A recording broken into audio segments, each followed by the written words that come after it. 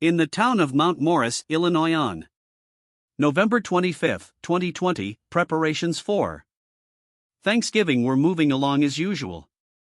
On South Lincoln Street stood a private home owned by a local resident, Gus Lamesh. For the past few weeks, he hadn't been living alone.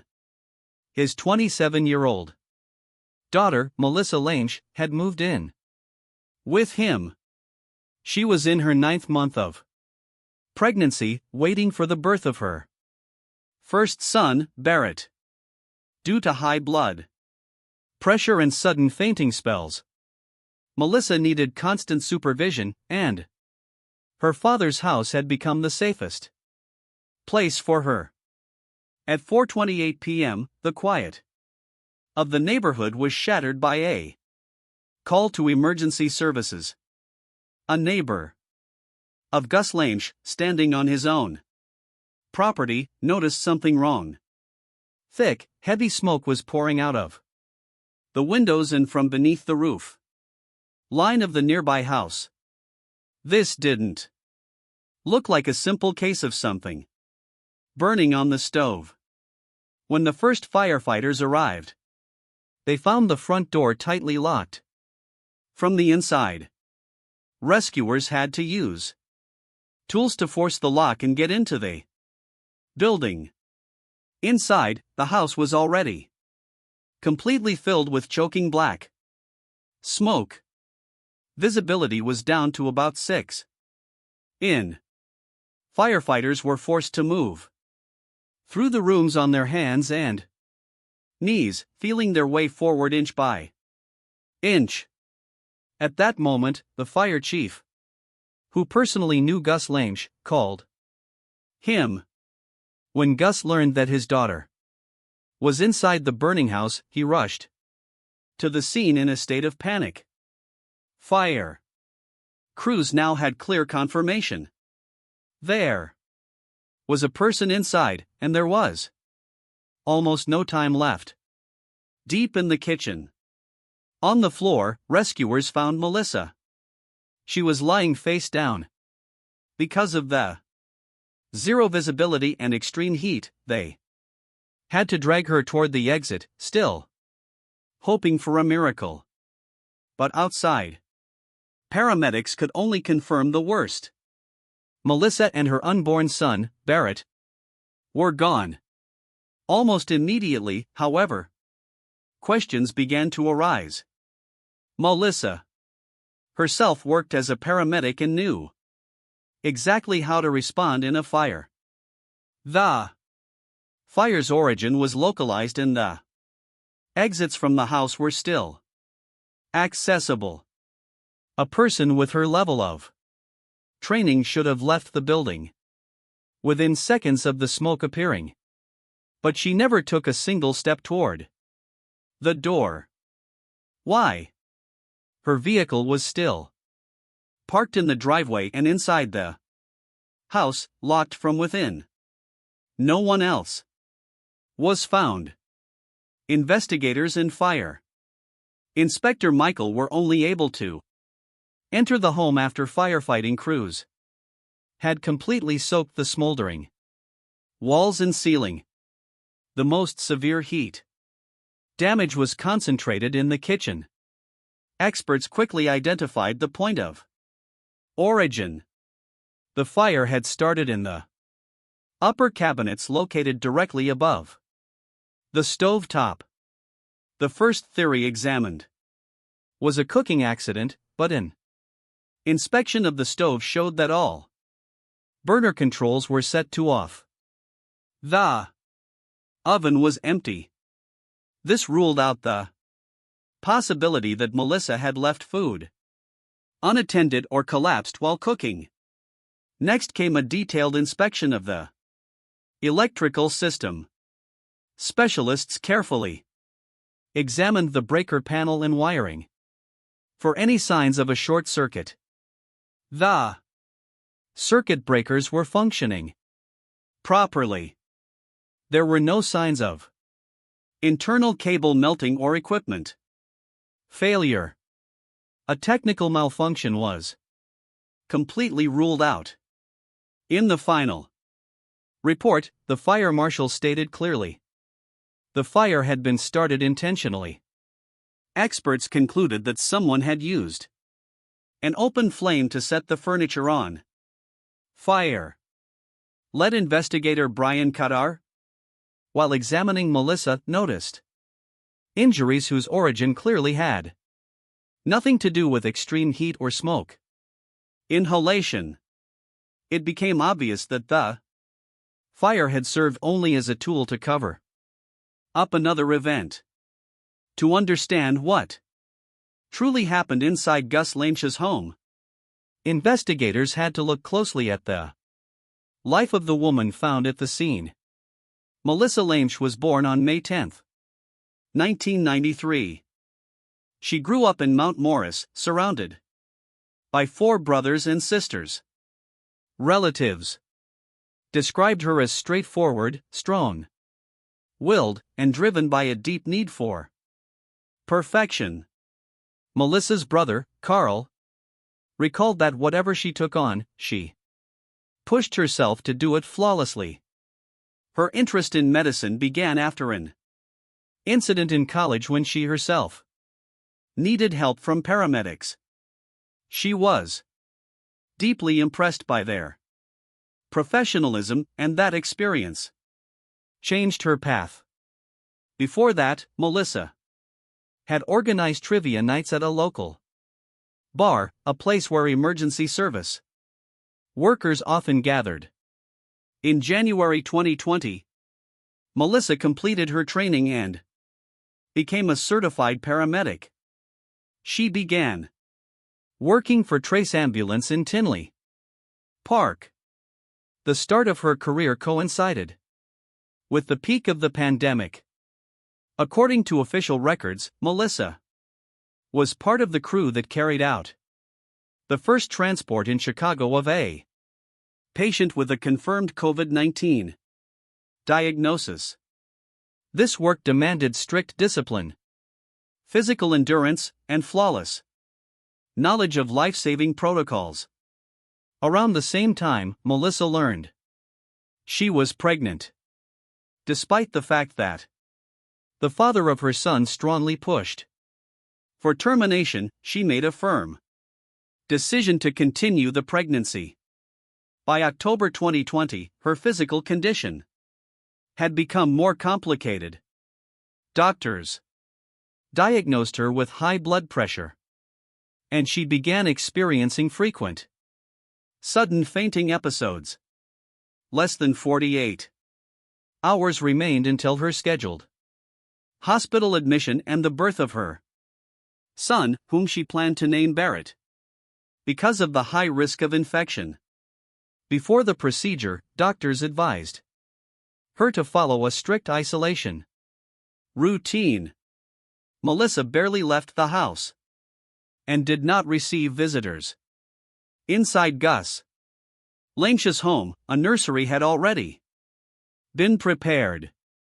The furniture was assembled and everything needed for a newborn had been purchased. Everyone around Melissa knew she planned to spend the holidays quietly focusing on rest and preparing for the hospital stay. But on November 25, that carefully planned routine was broken by the arrival of someone Melissa did not expect to see. During the day on November 25, Melissa was at her father's house. At that time, she spoke on the phone with her sister, Cassie. According to witness accounts, their conversation lasted about 2.5 hours. The sisters talked about everyday things and about the upcoming trip to the hospital scheduled for after the holiday. Around 4:00 p.m., Melissa suddenly interrupted the call. She'd seen someone approaching the front door through the window. Melissa told Cassie, "You've got to be kidding me. Matt is here. I'll just see what he wants and call you right back." By the name Matt, she meant Matthew Platt. His appearance was unexpected. He had not warned her about the visit, and for months, he had barely been in contact. Cassie ended the call, expecting her sister to return it within minutes. But Melissa never called back. She stopped responding to any messages or incoming calls. The visit was confirmed by Gus's neighbor. The witness told investigators that he saw a man wearing a hat walk up to the front porch. According to the neighbor, Melissa herself opened the door and let the visitor inside.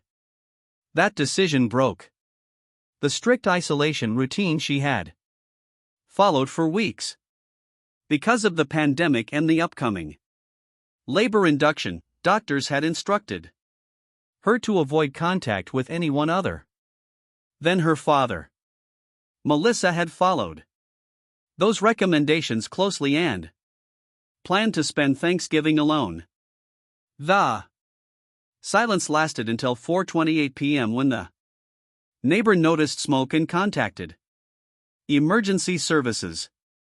The time between Matthew Platt's appearance at the door and the moment thick black smoke began pouring from the windows was less than 30 minutes.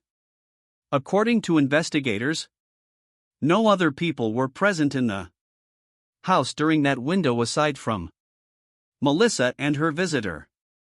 Cassie and her husband were at a store at the time, unaware that Melissa's attempt to quickly see what he wants would become her final action. To determine the exact circumstances of Melissa Lamesh's death, investigators needed forensic medical data. Since a standard autopsy typically takes 10 to 14 business days, detectives decided to speed up the process to obtain preliminary results. A blood sample was sent to a local hospital lab for rapid testing to detect combustion byproducts. The result came back within 5 minutes. The level of carbon monoxide in Melissa's system was consistent with that of a person who had not been exposed to a fire. This allowed experts to draw their first key conclusion. She had stopped breathing before the house filled with smoke. A more detailed examination of the body was conducted on December 8. Pathologists determined that the immediate cause of death was mechanical asphyxiation caused by suffocation. Specialists found numerous petechial hemorrhages, tiny red spots that occur when capillaries rupture under intense external pressure. These marks were concentrated on the neck and cheeks. One of the pathologists later testified in court that the number of such hemorrhages was the most severe he had encountered in his professional career. This clinical picture pointed to the use of extreme physical force. In addition to signs of asphyxiation, the examination revealed injuries consistent with blunt force impact. Melissa's body showed evidence of physical trauma inflicted shortly before death. Medical experts also documented indications of aggressive sexual misconduct. To preserve evidence, specialists used a standardized forensic kit and collected biological swabs for later DNA profiling. Another critical detail emerged during the examination of Melissa's hands. Biological material belonging to another person was found beneath her fingernails. The presence of these particles indicated that she actively resisted her attacker. All collected samples, including swabs and microscopic material from under the Nails were sealed and sent to the state crime lab. From that point forward, the fire investigation was officially reclassified as a criminal case, supported by clear medical evidence. Matthew Platt, much like Melissa, was deeply connected to emergency services.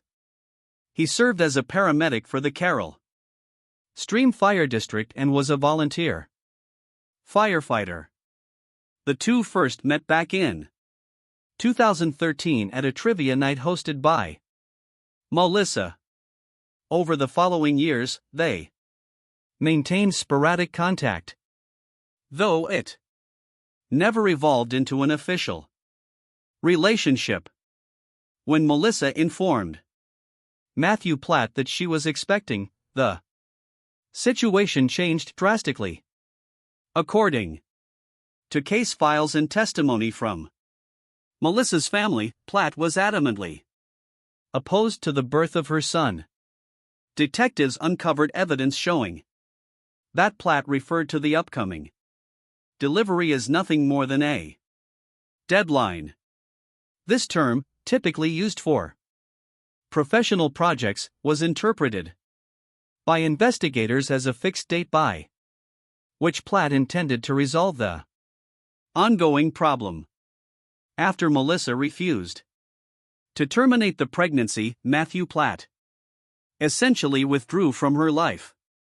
He ignored the majority of her health updates and never accompanied her to medical appointments. Melissa continued to send him occasional updates, believing a father had the right to know about his son's development. But responses were rare or non-existent.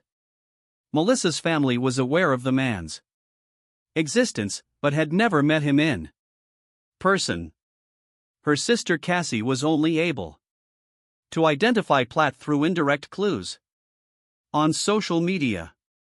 On the morning of November 25, 2020, Matthew Platt was scheduled to be at work. However, he called his captain and reported that he wouldn't be coming in, claiming a leg injury. A later investigation into this claim revealed the injury was fabricated. Platt had not sought medical attention and had no physical limitations. Having cleared his schedule, Matthew Platt drove to Mount Morris. By 4:00 p.m., he was standing on the threshold of the home where Melissa was staying. In the hours following the fire, Matthew Platt was taken to the station for his initial interrogation. Detectives informed him that Melissa had passed away. They also clarified that their son had not survived. Platt's reaction was a mere few seconds of silence followed by a brief one-word response. Okay. Throughout the multi-hour interview, he never asked a single question about the circumstances of the crime. Never requested time to process the news and showed no outward signs of shock. Investigators noted in their reports that Platt's demeanor remained casual and composed. During the conversation, Platt laid out his version of the events of November 25. He confirmed that he entered the residence around 4 out. According to him, the purpose of the visit was to discuss financial matters and his future involvement in raising his son. Platt claimed that he and Melissa spoke calmly in the kitchen for about an hour. During this testimony, the man alleged that before he departed, the two had engaged in a consensual intimate encounter. This claim immediately raised red flags for investigators. At the time of this meeting, Melissa was in the final week of her pregnancy. According to medical records and testimony from her family, Her physical condition during this period was extremely dire. Due to high blood pressure and frequent fainting spells, she was barely eating and spent the vast majority of her day sleeping. Melissa's state of health made the prospect of a consensual intimate encounter on the day of her passing nearly impossible. Despite his suspicious behavior and the glaring inconsistencies in his testimony, the police lacked the direct evidence required to file charges at that time. Results from the autopsy and DNA testing had not yet been returned. Matthew Platt answered the detectives' questions and was permitted to leave the police department that same night. Investigators were left to wait for lab data to verify his statements through forensic methods. While awaiting the forensic reports, investigators began piecing together a social profile of Matthew Platt. Interviews revealed that the man had been leading a double life.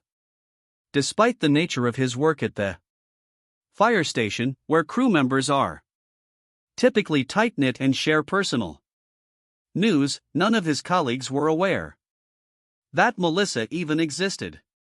Captain Robert Schultz later confirmed that Matthew never made mention of the woman or her pregnancy. While the department typically celebrated the arrival of a new son or daughter, Platt remained completely silent. An examination of the suspect's personal contacts and correspondence showed he was maintaining relationships with several women at the same time. At the time of these events, Platt was living in the same home as a long-term girlfriend. She also had no idea about Melissa or her plans to bring her son into the world. No one in Matthew's inner circle had been informed that in just 2 days he was officially set to become a father. Investigators uncovered another troubling fact. Following the fire on November 25, Platt did not inform any of his acquaintances about the tragedy. Even being a firefighter himself, he withheld the information that the mother of his son had lost her life in the flames. According to the prosecution, this total anonymity was a calculated part of a plan. Prosecutors would later argue in court that Platt was desperate to maintain his bachelor lifestyle and Melissa's passing would completely eliminate his social and financial obligations. The investigation concluded that the motive was to sever his connection to Melissa in order to preserve Matthew Platt's personal status. Any other path, including child support or active involvement in raising his son, would have inevitably exposed his secret life to his family and colleagues. The fire marshal and forensic experts conducted a meticulous analysis of how the fire in the Limey home was set. The point of origin near the upper kitchen cabinets suggested an attempt to stage a common household accident. Investigators concluded that the choice of location and method was no coincidence. Matthew Platt, utilizing his skills as a firefighter, understood the dynamics of fire and smoke. According to investigators, the fire was intentionally set to specifically destroy biological evidence in the kitchen where Melissa's body was located. By utilizing his professional expertise, he attempted to pass off the results of his aggressive behavior as the tragic aftermath of an accidental fire. By the summer of 2021, while DNA results were still pending, investigators decided to employ a more Proactive surveillance method. Detective Kadar was banking on the possibility that Matthew Platt might confide in someone from his professional circle. In early September, police reached out to Captain Robert Schultz. They proposed that he use a hidden recording device during a private conversation. While Schultz initially had reservations about participating in the operation, he eventually agreed to assist the investigation. On September 9, 2021, the captain called Matthew Platt into the fire station for a meeting. Operatives placed a recording device on a desk in the office and monitored the situation from an adjacent room. During the dialogue, Schultz repeatedly brought up the passing of Melissa and her son, urging his colleague to come clean about what had happened. Matthew Platt sat across from the captain with his head bowed. He gave no reaction to his superior's words and almost entirely ignored the questions. The audio recording captured only long, heavy silences. The attempt to secure a confession through a trusted associate had failed. It was now clear that the only way to prove guilt would be through the forensic results from the crime lab. In March of 2022, the state crime lab finalized its analysis of the biological samples collected from the scene. The forensic results revealed that the male DNA found under Melissa's fingernails belonged to Matthew Platt. This evidence led investigators to conclude that in the moments before her passing, Melissa had put up a desperate physical struggle. Furthermore, Platt's profile matched the material recovered during the forensic exam for aggressive harassment. This scientific data allowed the prosecution to formally reject Matthew Platt's claim that their encounter had been consensual. Investigators cross-referenced the DNA results with the physical trauma previously documented by the medical examiner. The combination of defensive wounds under her fingernails and the severe injuries to her neck completely ruled out any possibility of a peaceful encounter. This mounting pile of evidence provided the necessary grounds to move forward with an arrest. An official warrant was issued on March 8, 2022. The following day, March 9, 2022, which was Gus Lame's birthday, Matthew Platt was taken into custody. He was formally charged with 10 counts.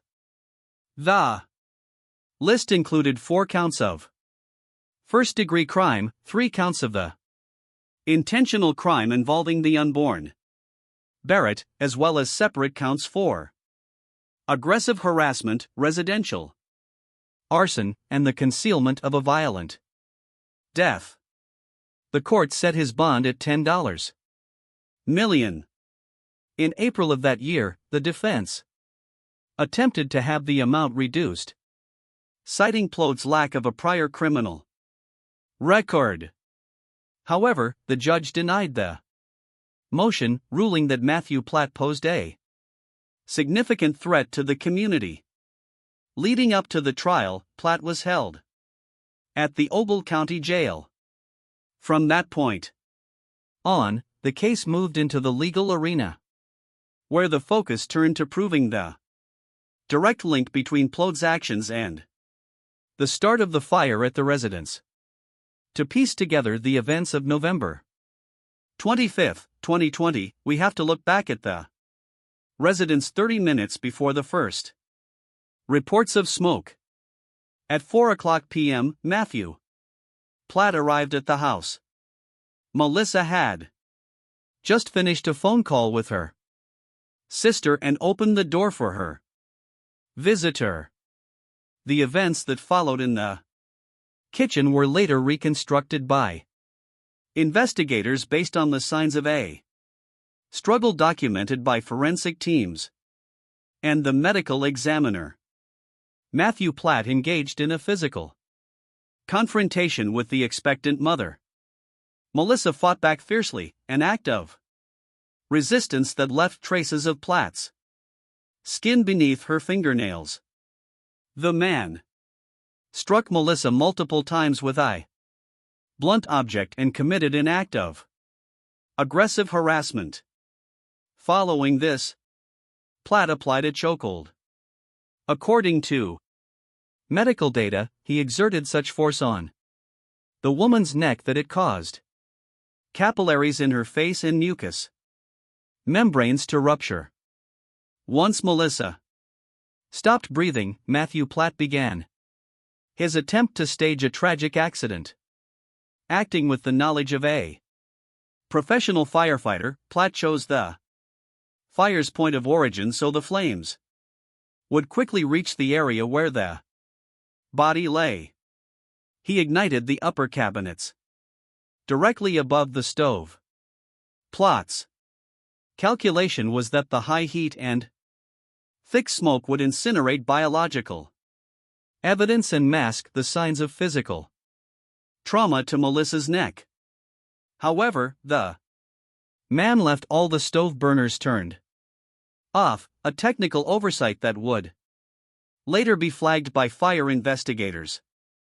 Matthew Platt was attempting to create the illusion that Melissa, who was in the final week of her pregnancy and prone to fainting, had lost consciousness while cooking, leading to an accidental kitchen fire. After setting the scene, Matthew Platt left the home. He departed before the heavy smoke became visible from the street. At 4:28 p.m., neighbors noticed the first signs of the fire.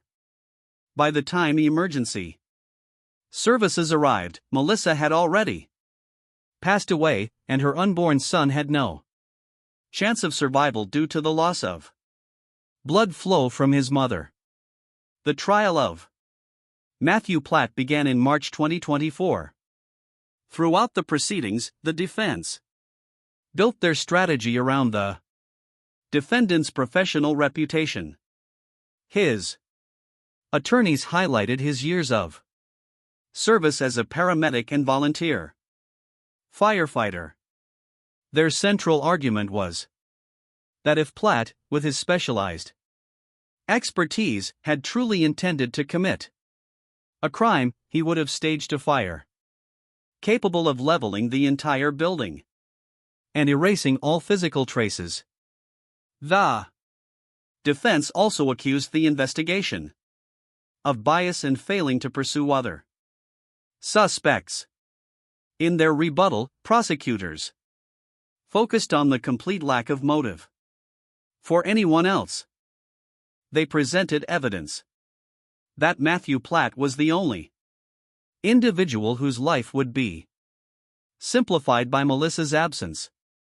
The prosecution emphasized that his total concealment of his paternity from his family and colleagues was a calculated move. According to the state's position, this allowed Platt to avoid any social fallout or difficult questions following the fatal crime against Melissa. The hearings lasted 5 days. After closing arguments, the jury deliberated for just 2 hours. Matthew Platt was found guilty on all counts, including the first-degree crime and the intentional crime against his unborn son. As the verdict was read, Platt showed no outward emotion. On June 27, 2024, the final sentencing hearing took place. The court sentenced Matthew Platt to life in prison, plus an additional 75 years, before being led out of the courtroom. Platt made a statement claiming he felt the same pain over the loss of Melissa and Barrett as their own family did. Following the sentencing, Platt's attorneys filed an appeal which has yet to yield any results. In a tribute to her memory, Melissa's family arranged for a magnolia tree to be planted at the Morton Arboretum, a place she loved to visit. A memorial plaque was placed beside the tree. Additionally, the family made donations to organizations helping animals and those in need, ensuring that the names of Melissa and her son Barrett remain on the lists of those who gave back to the community.